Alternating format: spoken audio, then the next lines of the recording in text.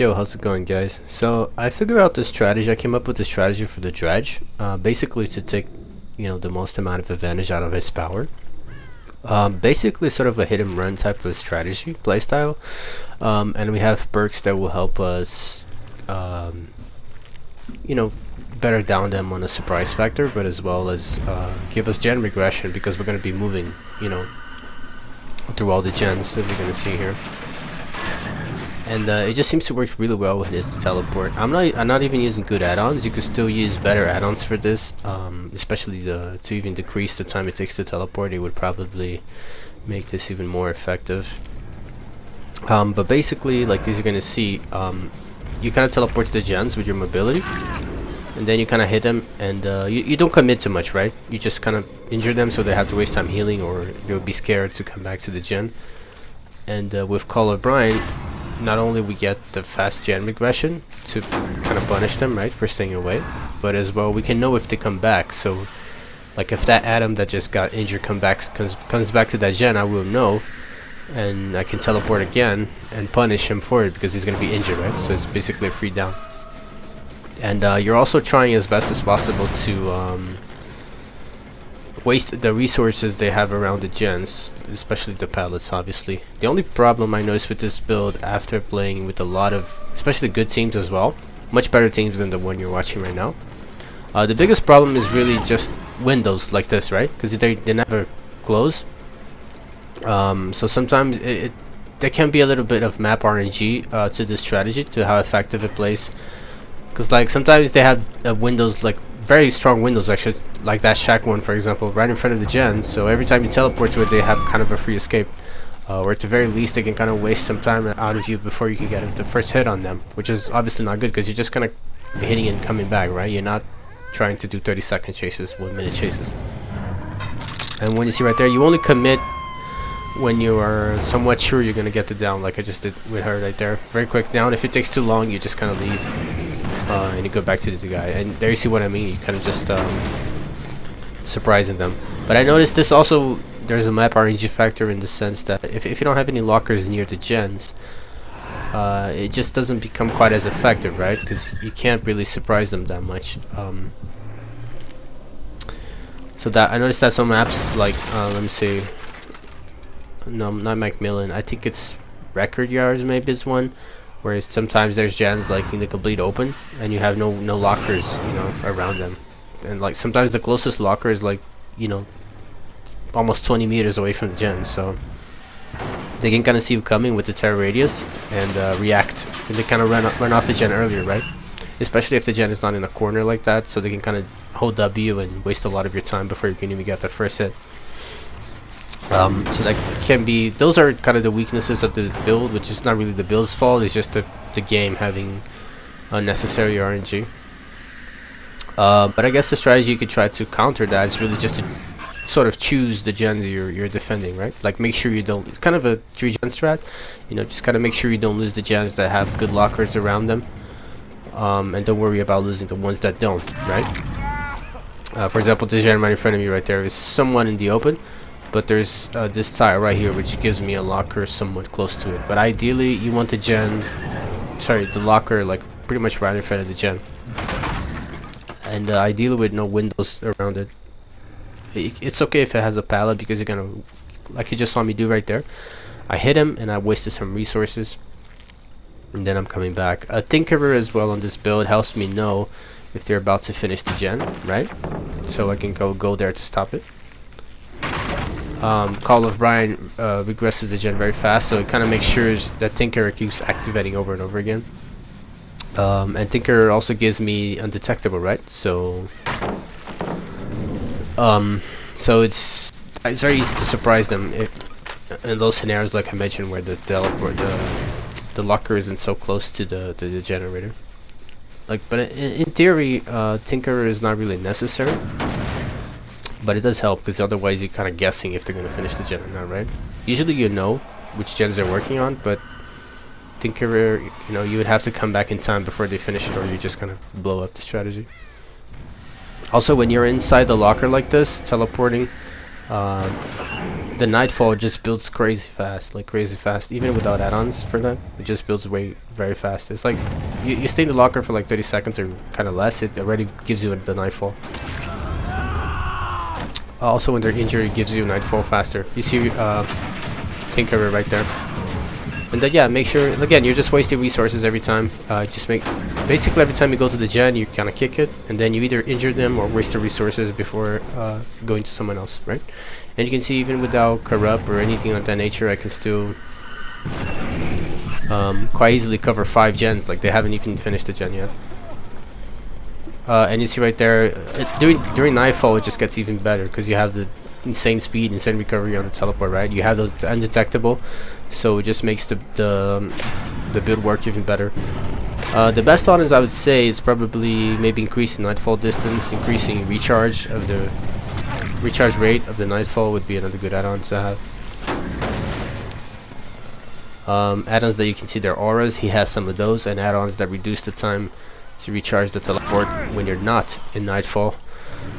Those would be very useful add-ons to use on this strategy as well. But yeah, I noticed it works kind of very consistently, even against the good teams. It's kind of hard to deal with it because you're constantly coming back. The resources are going, right? And you see, you just keep getting hooks like this. Ideally, you would want to be able to somewhat defend the hook as well. Like if someone goes for the save, you see right there what I mean. I didn't need Tinkerer for that, but I know this Jake is right here, pushing this gen, so I just came back to it to check out, and he was there injured. And you see what happens when they decide to do injured. You can just punish them very easily, especially when the resources are already gone around the gen. I noticed too after playing Save the Best for Last. I didn't mention it, but Save the Best for Last, since we're doing kind of a hit and run, it's kind of very you build Save the Best for Last very fast doing that, right? Because you're constantly hitting them and kind of going away. But I noticed against the best teams, it's better not to use Save the Best for Last, and neither Blading, because you need more gen regression against the good teams. They might co-op the gen, or something, so it can get a little rough to defend it like I'm doing here. You see, most of this match they're mostly doing the gen solo, so it takes longer. It's a little easier. But if they're doing co-op, you kind of have to be on your toes a little better, because you can only push one person off the gen, right? The other guy is just gonna sit there and do it while you're chasing the other one. So that can be a problem. So having something, you see right there, he had Blading on him, so he didn't know I was coming. So that's why it's useful. But it's, during Nightfall, you could technically already do that, right? You don't need Blading to do that kind of move. I just got there. But Blading to an extent also, delays the game, right? Because they have to go search for the totem if they don't want to have that keep happening to them. But yeah, another build that I tried was Overcharge. Instead of using Blading, Overcharge, so the gen regresses even faster. That's very good, very helpful. Even when they're co-oping, it does help you maintain the gens very well, the regression speed. And as far as the 4 slot, I usually try to use some sort of chase perk. So the best ones that I found is either Save the Best for Last, right? Or it could be I don't think you need any pallet perks, because you're going to be breaking the pallets. Eventually there are going to be no pallets in the map, as you see right here. So you don't need pallet perks for the chase. It's mostly windows that are the biggest problem. So something like Bamboozle, Superior Anatomy, or Save the Best for Last. Save the Best for Last is mostly to counter when they're holding W, right? Because like I said, you do not want to commit to the chase very much, but unless you know for sure you're gonna get a quick down, right? And Save the Best for Last helps with that quick down, because you hit them, and before they can even get to a window or something close by, you're already recovering and you're on their ass again, right? So it does help with that. But I noticed against the very good teams and very bad maps, it doesn't make that much of a difference. You might as well have more gen regression to compensate for how hard it is to finish the chase, right? Simply because of the map layout. This map is a very good example. You have strong tiles, some strong windows, but mostly not that much. And you have lockers near the gens. You have very open space, like in the middle there's nothing. So this map is somewhat the perfect example, balanced example, so to speak, of this build and play. Midwich is another strong map because there's a lot of lockers. I think a bad map, let me see if I can remember. Bad map would be, I think the Alto Haven ones are probably the worst ones, because usually the lockers are not close to the gens. There's usually a lot of tiles, you know, a lot of pallets and safe windows around everywhere. Macmillan is somewhat the same, because you have a lot of generic tiles, and generic tiles also always have windows, right? Like I just mentioned, the worst thing about chases for this strategy is the windows. They can waste, because like I say, you don't want to commit to much more than 30 seconds before watching, you know, going back to defend the gens. And with a single window, a safe window, they can easily hold you for that time, you know, before they get the not considering the W that they're holding to get away from you and waste even more time. So that can be quite annoying. I guess possibly Bamboozle could work even better than Superior Anatomy for that. I need to test that out, but yeah. And you see right here, again, I am detectable because of Nightfall, so they just pretty much get hit for free. And you see, in this case, I didn't commit because there was another guy, but if she was alone, I could, especially with Save the Best for Last, I could have easily just follow her, and I would have catched up to her very quickly. So you see right now, the gen is regressing. She's probably going to heal off, so she's not doing the gen, and I'm pushing him off the gen as well. So this is kind of ideally how you would deal with a co-op gen, right? You kind of want to push both of them off. He kind of made a mistake as well. You can see he ran towards the gen. Yeah, which is a good thing. I usually want to lead your chases to the gens. Again, right here, I'm already committing too much to him, but it's only because you know, I can see they're trying to heal, and they're not so much doing gens. And I have kind of a easy down here with the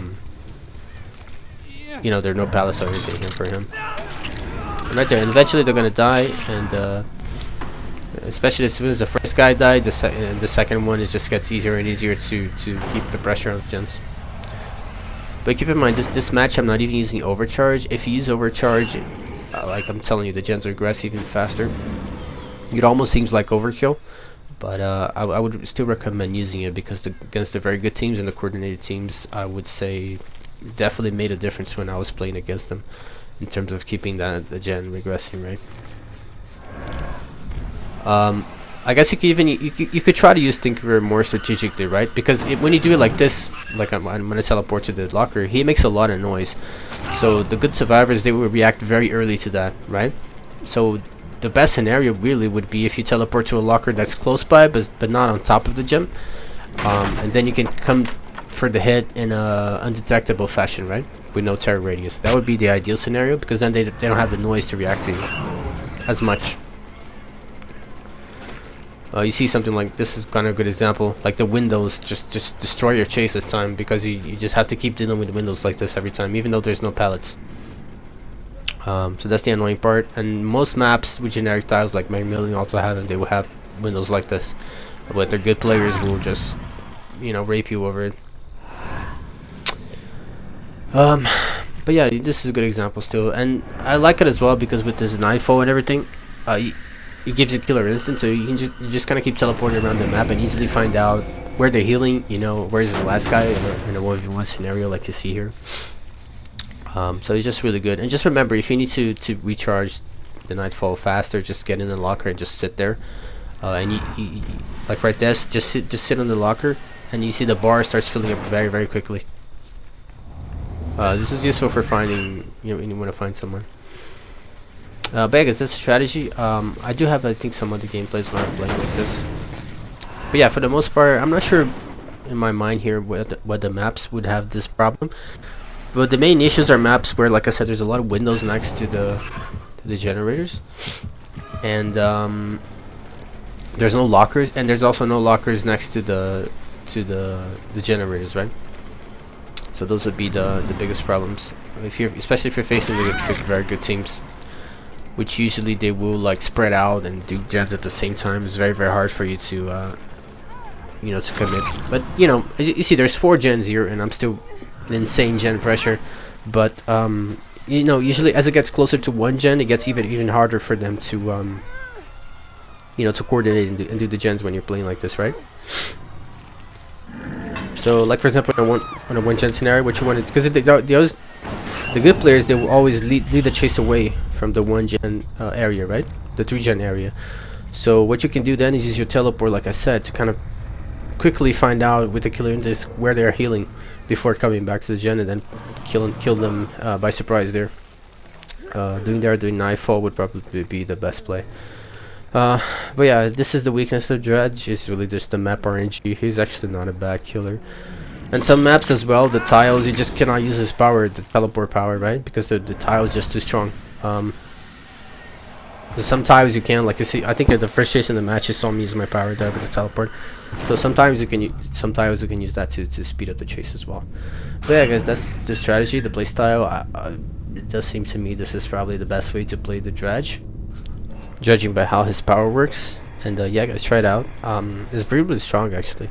I just don't. The only thing I don't like is sometimes it can make the matches last a little longer. Like, and I like quick matches, but yeah, that's just me. So, guys, see you later. Try it out, and take care. Have good matches.